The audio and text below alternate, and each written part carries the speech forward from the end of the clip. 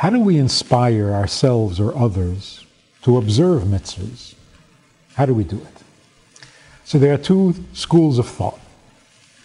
One school of thought is, gather a group of Jews, sit them down, and convince them how important Judaism is. If you convince them how important Judaism is, they'll become observant, they'll do it. Tell them how important the Torah is, convince them how important Shabbos is, convince them how important kosher is, so they'll do it. The other approach is different. Get a group of Jews together and sit them down and show them how Jewish they are. If they recognize how Jewish they are, then they'll do mitzvahs. If you see how Jewish you are, then Judaism falls into place automatically. So if you feel Jewish, so you want your food to be Jewish, you want your week to look Jewish, you want your door to look Jewish, so you put a mezuzah. But nobody puts a mezuzah because they don't feel Jewish. Do you know anybody who keeps kosher because they don't feel Jewish? If you don't feel Jewish, you don't keep kosher. Why would you? So why should you keep kosher? Because kosher is really important? No, because you're really Jewish. So if you're really Jewish, how come your food isn't? How come your kitchen isn't? And the fact is that when you try to inspire yourself or others by putting Judaism first, it may work, but it's going to be a long, hard battle. Because if you put Judaism first, well, you're going to have to first convince yourself and prove to yourself that God gave the Torah. Because if not, there's nothing more to speak of.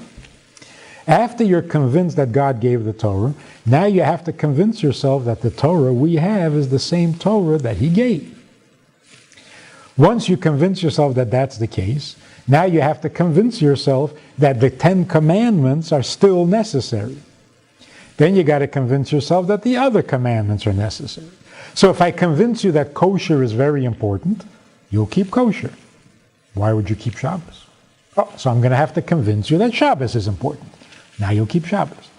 Then I have to convince you that mikveh is important. Then maybe you'll keep mikveh. By now you've forgotten why, why kosher is important. Got to start all over again, right? This is a long, torturous road. On the other hand, if you convince yourself that being Jewish is special, that's all you need. Everything else is commentary. The rest falls into place. If I'm really that Jewish, so I'll eat Jewish. So I'll keep Jewish holidays. I'm Jewish. There's a guy back in Minneapolis who's a very, very simple, a very kind of an earthy, simple, practical truck driver.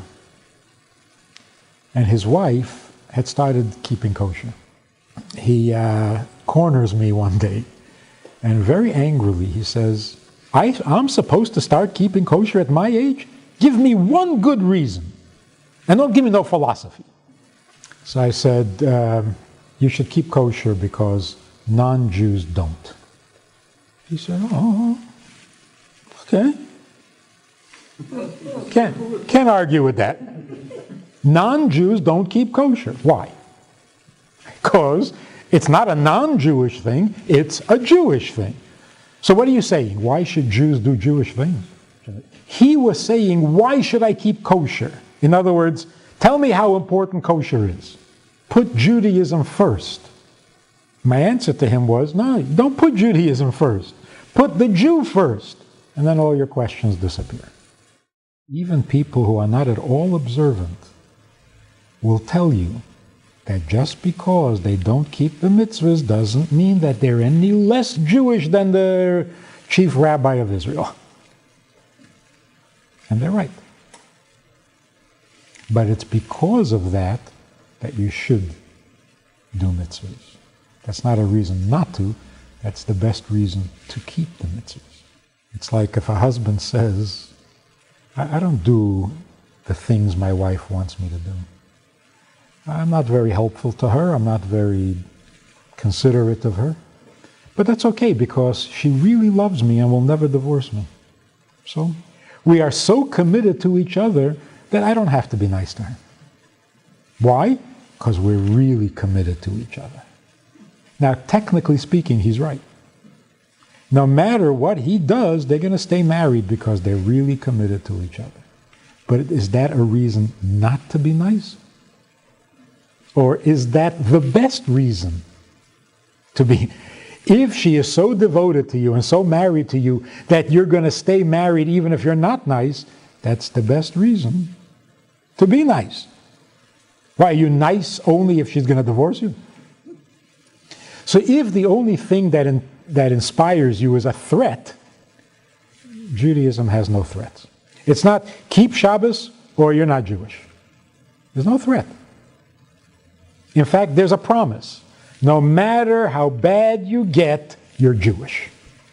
Because no matter what you do, you're going to be God's child or God's people. So how can you not behave accordingly?